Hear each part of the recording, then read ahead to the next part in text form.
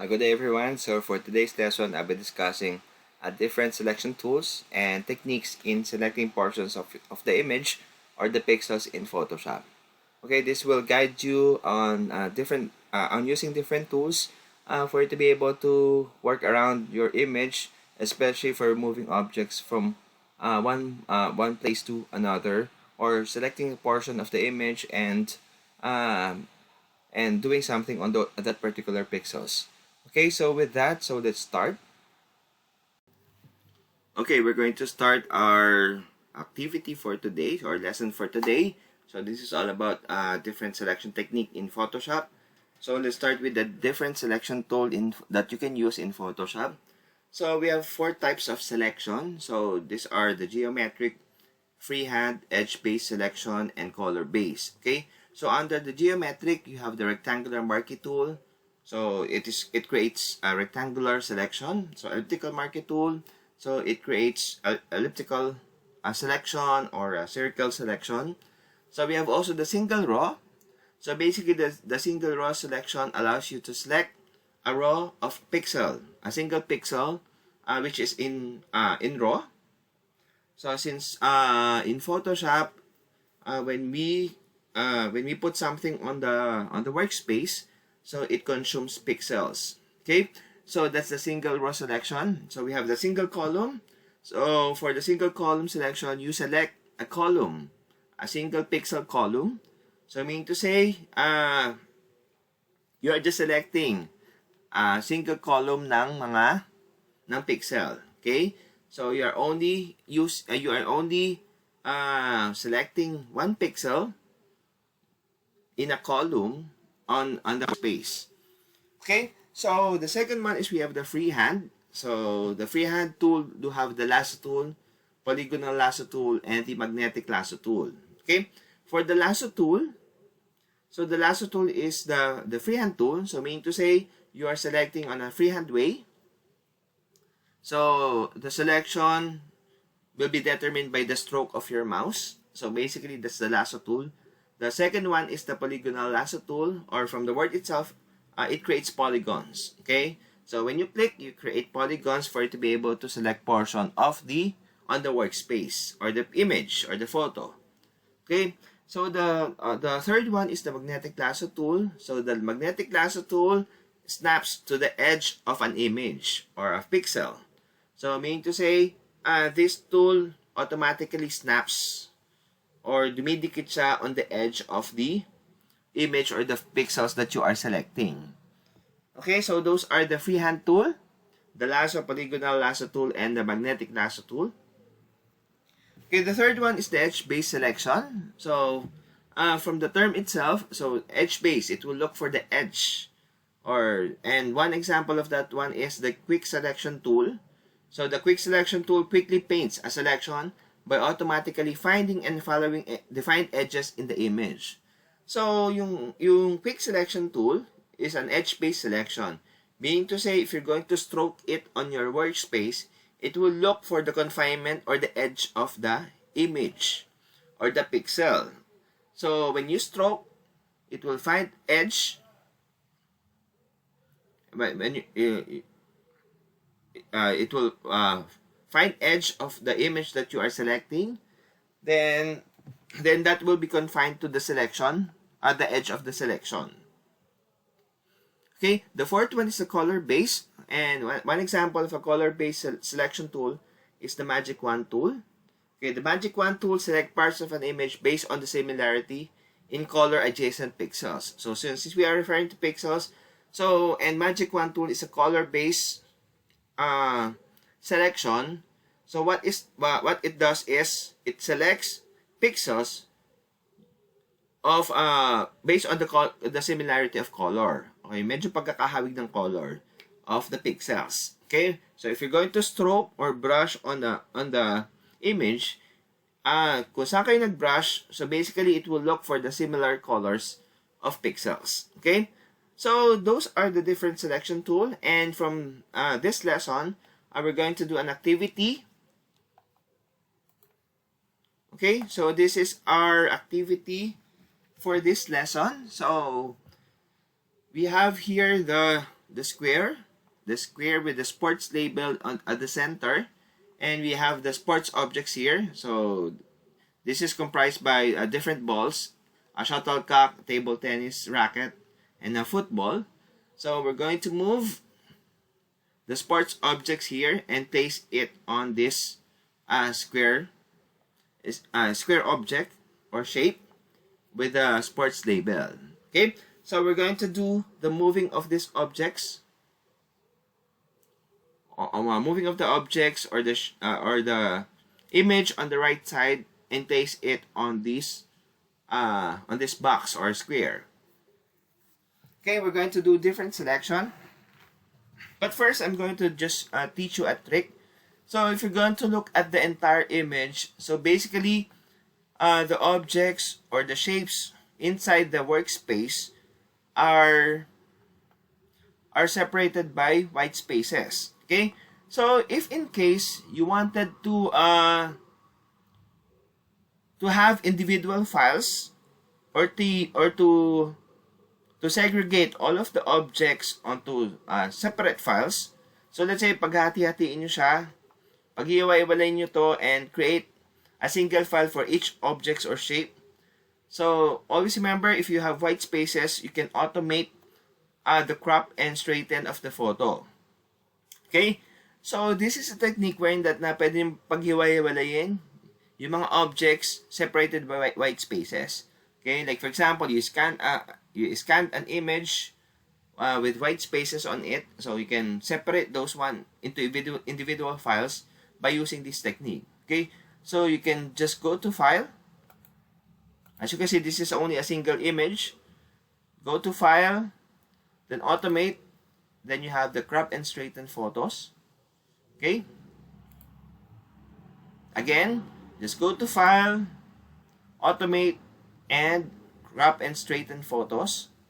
Okay, so just click the Crop and Straighten Photos. So if you're going to click this one, the result is it separates the different objects on the image into different files. Okay, so each image is separated on different files or individual files. Okay, so that's how you crop and straighten photos if that is the format of the photo. So the images should be separated by white spaces. Okay, so that is one trick for you to be able to make individual files of different objects of a single photo. Okay, let's close everything and retain the original photo again.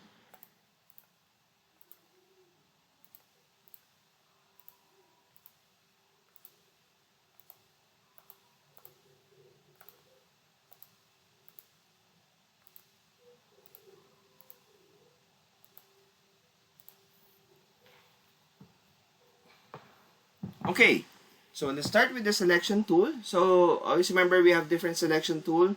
So let's first start with the rectangular marquee tool. Okay, so the rectangular marquee tool selects rectangular portion of the image. So just click and drag. Okay, just click and drag. Control D to deselect again. Just click and drag to select portion of the image. Let's say if you wanted to delete this portion, just press delete. Then make sure the background color is selected. Click OK. Okay. So this is our selection, and we remove it by pressing delete. Okay. So we can click undo. Control Alt Z to undo the selection or to undo the changes. Or multiple undo on the changes. We have the Control Alt Z, and we can always remove the selection by pressing Control D to deselect, to remove the selection. Okay, so that is the rectangular marquee tool. So we have the elliptical marquee tool. So if you wanted to select an ellipse or a circle, so click and drag. Okay, you have the ellipse selection. Control D to deselect again. So ellipse, create an ellipse. That is our selection. Okay? So, we can press delete para to test the selection. Click delete. And press OK. Okay? So, that is the selected portion and we press delete. So, that portion is the one being deleted. Okay? Control Alt Shift again to undo. Control D to deselect. Okay? So, next is we have the single row marquee tool. Okay? Pag sinabing single row marquee tool, so you are only selecting row, a single pixel, which is in row on the particular image. Let's say, for example, this one, just click and drag. No matter how you drag, the selected portion is only of 1 pixel thick. Okay? So, masyado siya manipis because it is only a row of 1 pixel. Okay? If I'm going to press delete, okay, deselect again. As you can see, I have one row, a row of 1 pixel na nabura or already deleted the 1 row of pixel. Okay, that is using the single row marquee tool. Okay, so if you have the single row marquee tool, we have also the single column marquee tool. So same as the single row marquee tool. So this is now selecting 1 pixel, which is in column. Let's say this one. And press delete. Okay, if I'm going to deselect, okay, I've removed 1 pixel, which is in column on the image. Okay, so that is the function of the single row and single column marquee tool. Okay, let's undo again. Control Alt J. Okay, Control D to deselect. Okay, so another thing is that when you are using a selection tool, let's say the rectangular marquee tool, so if you're going to look at the option bar, so if you're going to look at the option bar, we have 4 buttons here. Okay, the first button here is the new selection. So your new selection, if this is pressed, if the new selection is pressed, again, if the new selection is pressed, so you are creating a new selection on the image. Okay, let's say for example this one, I'm going to select and delete, press delete, then okay, I remove this one. Okay, Control Alt J to undo. Okay, Control D to deselect. Okay, so if this is pressed, if the new selection is pressed, if you're going to select first, then going to select again, the previous selection will be removed, then creating a new selection. Okay, so ulitin ko ulit. So this is a new selection. Every time you select portion of the image, it creates a new selection. The previous selection will be removed. Okay, so let's undo. Let's deselect. Control D to deselect again. Okay, so aside from new selection button here, so you can press the add to selection. Okay, so the add to selection is that it will always add new selection to an existing selection. Let's say for example, I'm going to add the first selection. Okay, so this is the first rectangular marquee tool selection. Okay, so the add to selection button is pressed. If I'm going to click another one, okay, so if you're going to look at the selection, it adds to the previous selection. Okay, let's say kahit na hiwalay siya dun sa selection, let's say I wanted to select portion below this square, so still the add to selection is still pressed. Just click and drag. Okay, so you have the first two selection which adds to one another. Then you have another selection separated with the previous selection, but still selected pa din siya. Or they are both selected. So, hindi natatanggal yung previous selection nyo.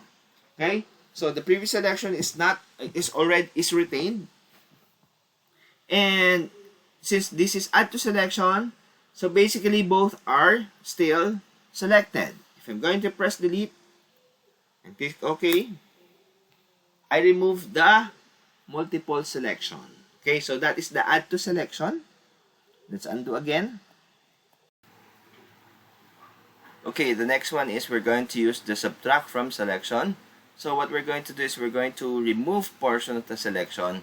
Let's say, for example, let's start first with our initial selection. Let's use the rectangular marquee tool. Let's say press the new selection. So we're going to start with a new selection. Let's say I'm going to select the portion on this image. Okay, this is our first selection. Okay, what we're going to do next is we're going to use the subtract from selection. Let's say I'm going to use the elliptical marquee tool. Okay, so I've chose the elliptical marquee tool. Then press the intersect the subtract from selection. Let's start first with the subtract from selection. So we're going to subtract. So if this is our first selection, we're going to remove portion of this one kapag ginamit natin yung elliptical marquee tool. So let's say if I'm going to draw an ellipse inside the rectangle. Okay? So we have the two selection, we have the rectangle and the ellipse. Okay? So since we press the subtract from selection, ang gagawin nung second selection nyo is i-retain nyo yung pixel na yon because that is subtracted from the previous selection. Okay? Just to visualize, so we can press delete. Click OK. Okay, as you can see, sinubtract natin yung ellipse. We subtracted the ellipse to the rectangle. So the pixel inside the ellipse has been retained. Okay, and the portion being deleted is outside of the ellipse because that is the subtract from selection. Okay, so let's undo. Control-Alt-Z. Control-D to deselect. To remove the selection, Control-D. Okay, so the next thing that we're going to do is we're going to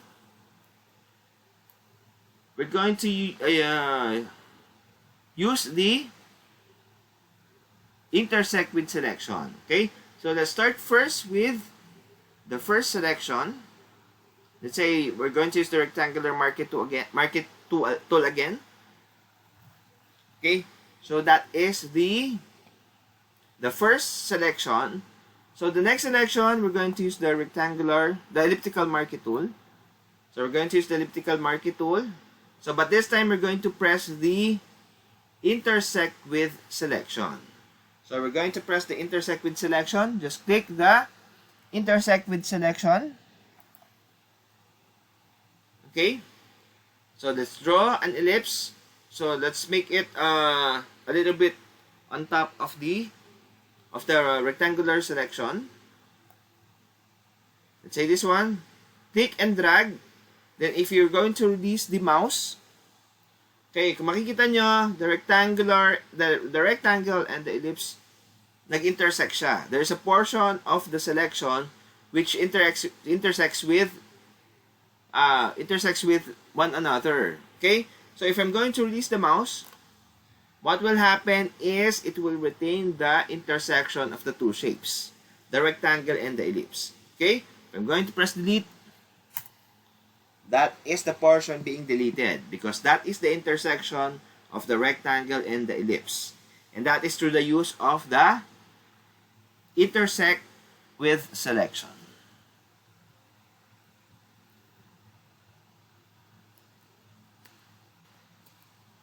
Okay, Control-Alt-Z to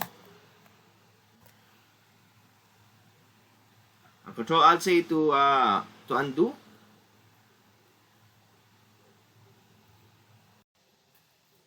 By the way, you can also move the selection by using the arrow keys. Let's say, for example, I'm going to use the Elliptical Marquee tool. Okay, this is the Elliptical Marquee tool. So you have the selection on the image. So if you want to move, you can use the arrow keys. So if you're going to press the arrow keys, press and hold arrow keys, it will move 1 pixel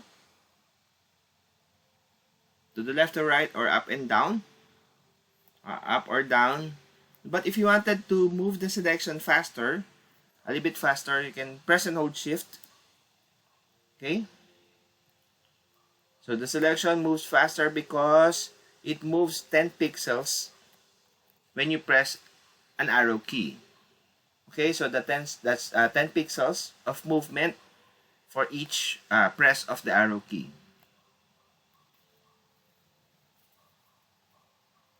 Okay, so let's start by using the quick selection tool. Okay, remember the quick selection tool is an edge-based selection. It automatically look for the edge or the confinement of the image or the object on its edge. Okay, so hinahanap nyo yung edge ng shape or ng image para mas madali siyang i-select. Okay, you can use this, you can look for the quick selection tool. So let's say, for example, I'm going to select this one using quick selection tool. I just have to click and drag. Okay, automatically it snaps to the edge because it is confined, and the background is white naman. Okay, so yung background naman niya is white. So basically it's easier to select. It is easier to select because the edges are visible. Okay, so medyo visible naman yung edge of the ball, the orange ball. Okay, so once the ball is already selected, the orange ball is selected, we can use the move tool. Okay, let's move it into a square. Okay, you can always press Ctrl T for free transform. Okay, and by the way, so you have the adjustment handle here, so you can resize. Okay, and the problem if we're going to pull this one, so the proportionality of the width and the height is nababago din. So minsan medyo nag-expand yung image because you're pulling it unevenly. Okay, for you to be able to resize and to retain the proportionality of the width and the height of the selection, so you can always press and hold shift. Let's say Ctrl T for free transform if you wanted to resize.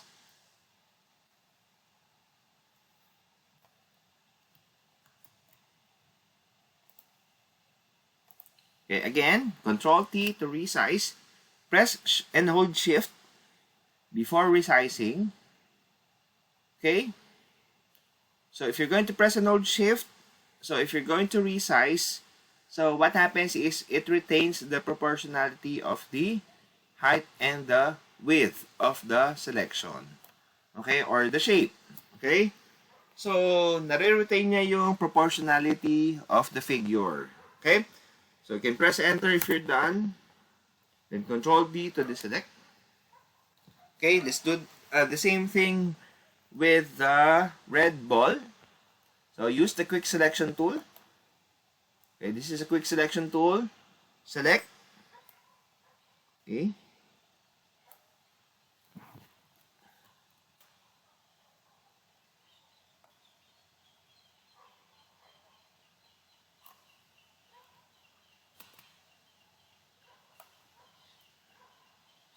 Okay, with the quick selection tool again. So use the move button, or can always or the move tool. You can just press V to go to the move tool, then move the ball.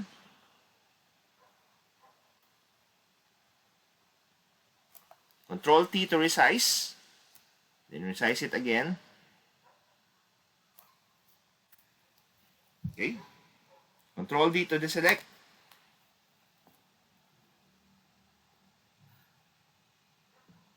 Okay, so next is we're going to use also the quick selection tool again.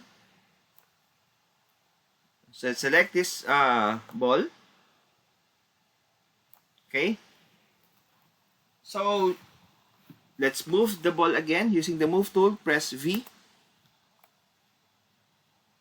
And move it here. Okay? Okay. So, if you want to duplicate it easier or easily, so you can always use press and hold Alt. So, while you are on the selection, again, if you wanted to duplicate a selection, you can always press and hold Alt, then click on the selection, click and drag.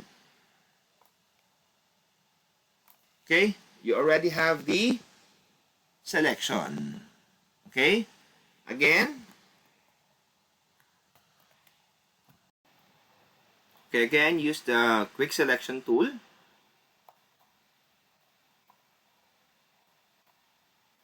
Okay, this is a quick selection tool. Okay, by the way, so, minsan, baka may encounter nyo, you may be encountering na wala yung brush size. So, yung pinaka-size ng brush. So, it's because sometimes, or baka yung caps lock nyo is naka-press. If the caps lock is press or naka-on, so yun yung nakikita yung size ng brush. So, just turn off the caps lock. Okay? So, para ma-view nyo yung brush size. Okay, just make sure that the caps lock is turned off for you to be able to see the brush size of a particular tool. So, you can always use the square bracket on your keyboard to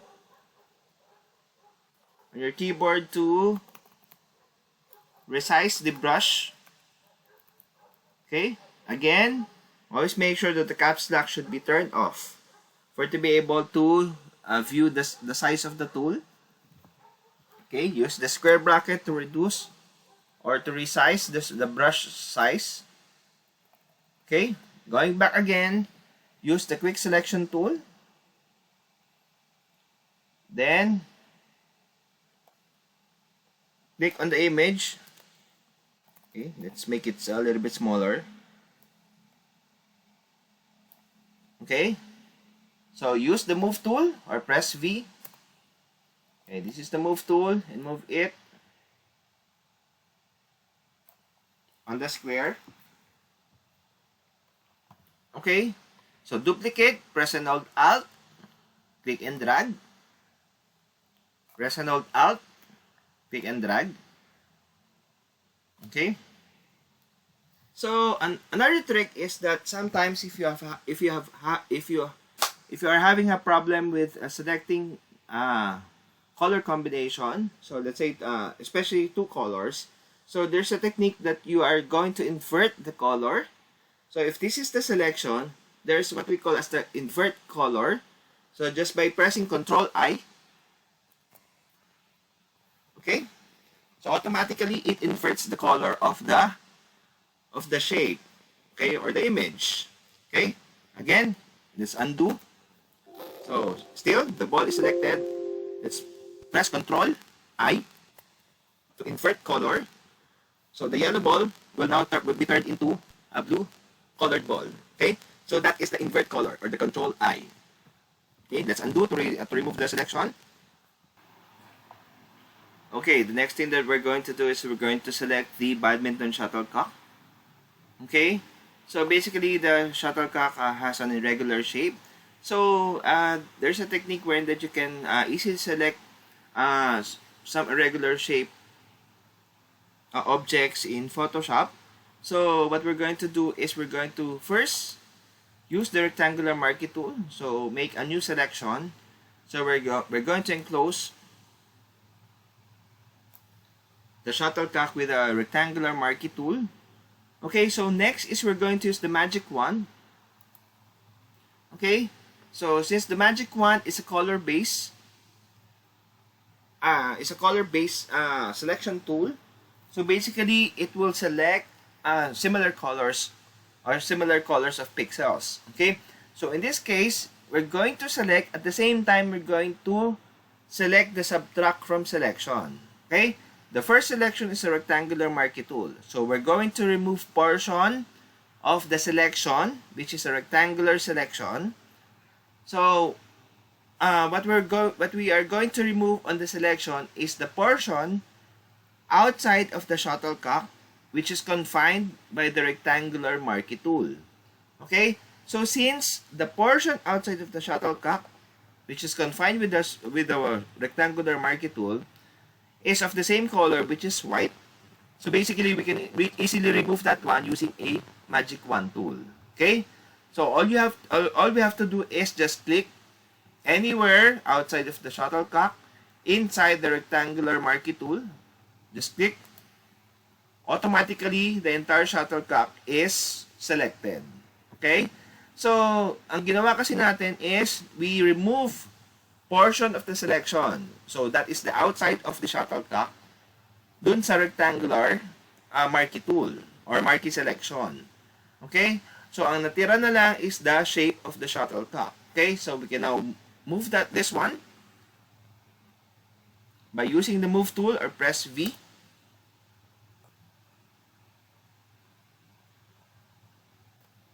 Okay? Control D to deselect. There you go. Okay. So next is we're going to use the magnetic lasso tool. Okay, to select the football and the table tennis racket. Okay? Let's look for the magnetic lasso tool. So that is under the lasso tool. So we have the magnetic lasso tool. Okay? So it is named magnetic lasso tool because it snaps automatically on the edge of the image. Okay? So it snaps on the edge. So let's say for example, I'm going to maximize, zoom in.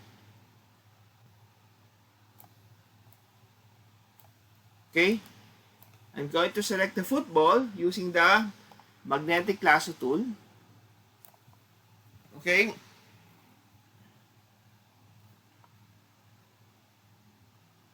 So, click on the first anchor point. Okay?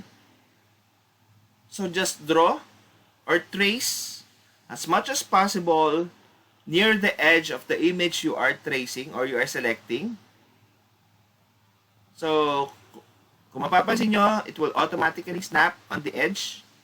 You can always click to add anchor points. So, anchor points are reference points to the path of your selection. So, you can always go back to the previous anchor point by pressing backspace. Okay? So, you can always go back. You can always click. Okay?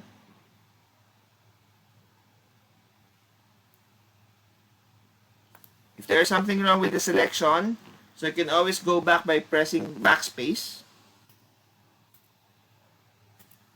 Okay, multiple backspace to go back. Okay, to remove the anchor points and retrace it again.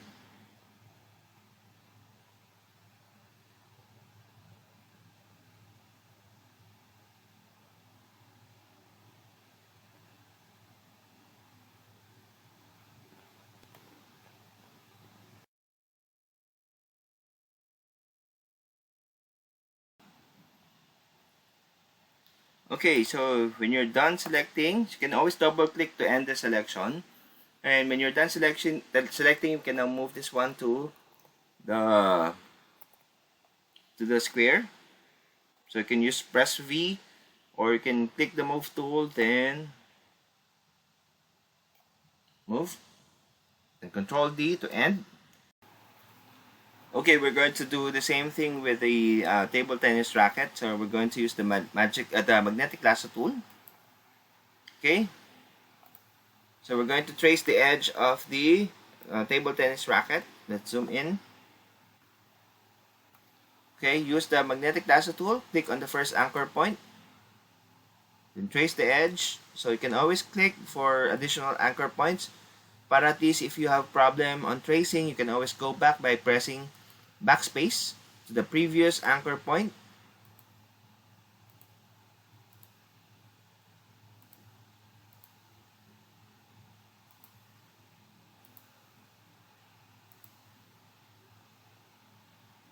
You double click to end the selection, or just click on the first anchor point. Okay, when you're done, let's use the move tool to move it on the square.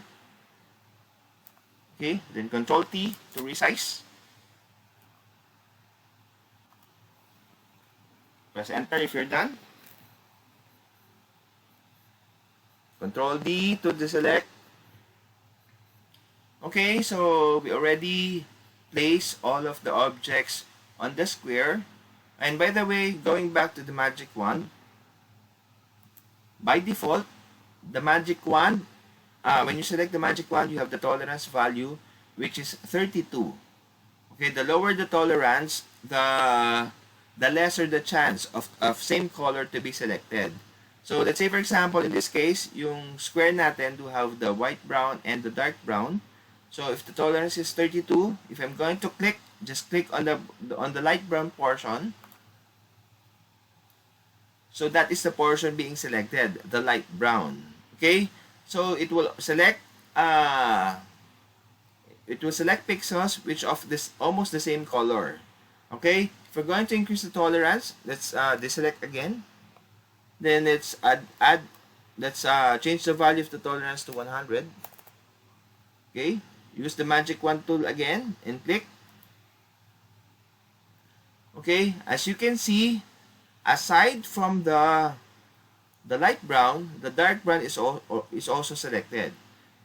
Let's say for example, if I'm going to test just by pressing delete. Okay? So undo again. So kung mapapansin nyo, both the dark brown and the light brown is selected because the tolerance is increased to 100%. Okay? So basically, the higher the tolerance, the greater the chance that the colors of the same hue or the same colors or shade of colors will be selected. Okay, so that is the magic wand tool. So that is a color-based selection. Okay, another thing is just to add. So okay, just to add. So basically, we have the Lasso Tool. Okay, the Lasso Tool is a freehand tool. So basically, if you're going to stroke on the image, it will you're doing a freehand selection. Okay, so this is a freehand stroke or freehand selection. So we have also the Polygonal Lasso Tool. So this is used for creating polygons. So just click. So just click for corners of the polygon. Then you create a polygon. Okay. So that is the Polygonal Marquee tool. Okay. So you can always shift from, let's say for example, from the Lasso Tool. Halimbawa, you are starting on a freehand selection or Lasso Tool. But if you wanted to shift from a Lasso Tool to Polygonal Lasso Tool, you can always press and hold Alt, still pressing the mouse button. Press and hold Alt, then release the mouse button. Then you can now create polygons.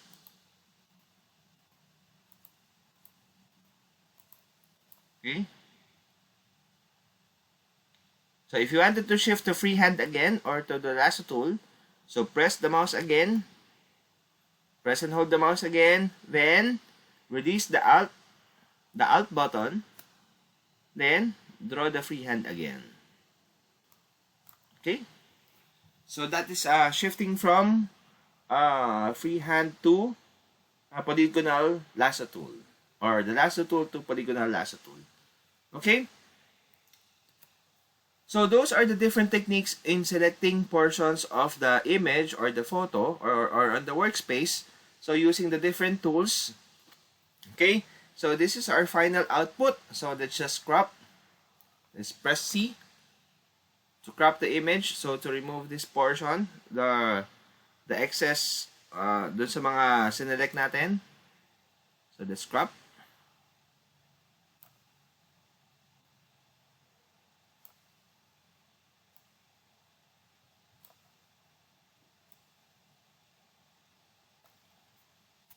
Okay, so this will now be our final output. Let's save as JPEG.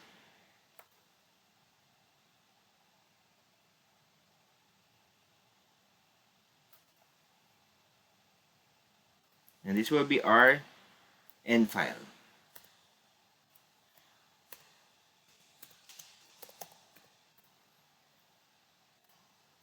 Okay, so this is our final output.